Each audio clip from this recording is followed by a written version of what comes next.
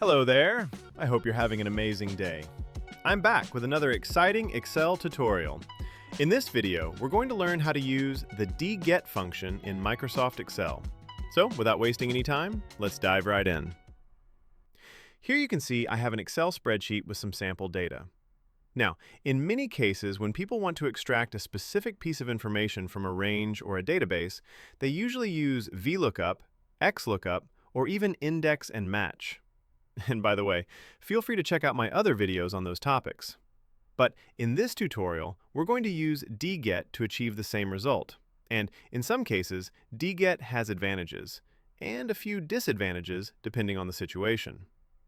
First, we'll look at how to use DGET with a single criteria, and then we'll move on to multiple criteria. So here's what I want to do. I want to set up a formula using DGET so that whatever name I type in cell E8, Excel will use the DGET function to figure out the region of that person and display it here in this cell. How do we do that? Let's find out together. So I'll go to cell F8, start the formula with an equal sign, and type DGET. You'll notice the function asks for three things: database field criteria. The first argument is the database. This means your dataset must be organized in a clean, tabular format, and every column must have a header. Headers are extremely important for the DGET function because the function needs them to identify which column you're referring to. So for the database, we must include the headers and select the entire range of the dataset. You can format it as a table and select it that way, but here, since it's not formatted as a table, I'll just manually select the full range. Then I'll type a comma. The next argument is the field. This tells Excel which column's value you want to return. There are two ways to specify the field. You can type the column number based on its position in the database, or you can type the column header, either directly in quotes or by pointing to a cell that contains the header. For now, let's use the column number. In our case, the column region is the third column, so the field number is simply 3. Then I'll type a comma. The last argument is the criteria. Our criteria is right here, because we want Excel to look for the name Andrew Wilson. Here's something important. When giving criteria to the DGET function, you must include the header above the criteria value. Why? Because DGET matches the header in the criteria range to the header in the database. If the spelling is not exactly the same, the formula won't know which column the criteria belongs to. So the criteria range must include the header, the value, Andrew Wilson.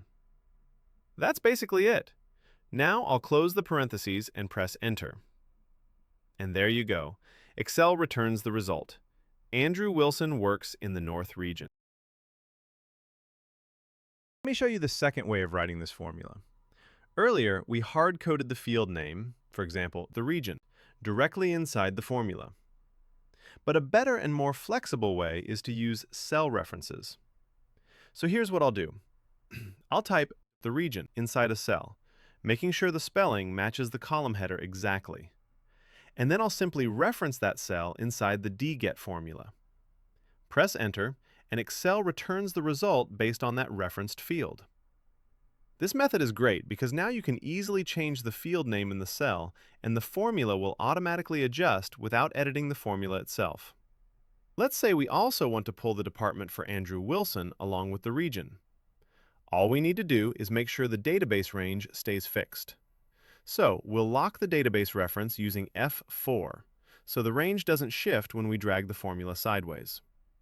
We'll also lock the criteria range, because that shouldn't move either. Press F4 on that as well, hit Enter, and there you go. We now have the department for Andrew Wilson, pulled accurately using DGET with a cell-referenced field name. Now, if I go to the field where region is currently typed, I can simply change it to department, press Enter, and look at that. Excel instantly uses DGET to return the department for whichever name is selected. This is one of the greatest strengths of DGET. It reacts dynamically to whatever field name you provide. To make this even more user-friendly, let's create a drop-down list. Select the field cell, go to the Data tab, click Data Validation. Under Allow, choose List. For the source, type the header names manually or simply select the column headers directly from the sheet. Click OK. Now, when I click the drop-down arrow, I can switch from region to department or any other header, and everything updates instantly for Andrew Wilson. Same thing for the names.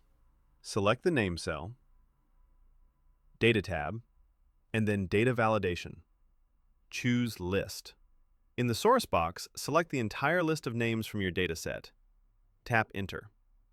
Now look how powerful this becomes. I can pick James Hicks, and maybe I'm interested in his region instead of department.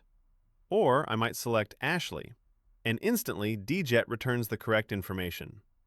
The DGET function is another great option, similar to XLOOKUP, VLOOKUP, or index match, but with some unique advantages. It's simple to set up. It works perfectly with multiple criteria. It becomes incredibly powerful when paired with drop-down lists, creating dynamic, interactive dashboards. So, if you're building forms, reports, or user-friendly spreadsheets, DGET is definitely worth adding to your toolkit.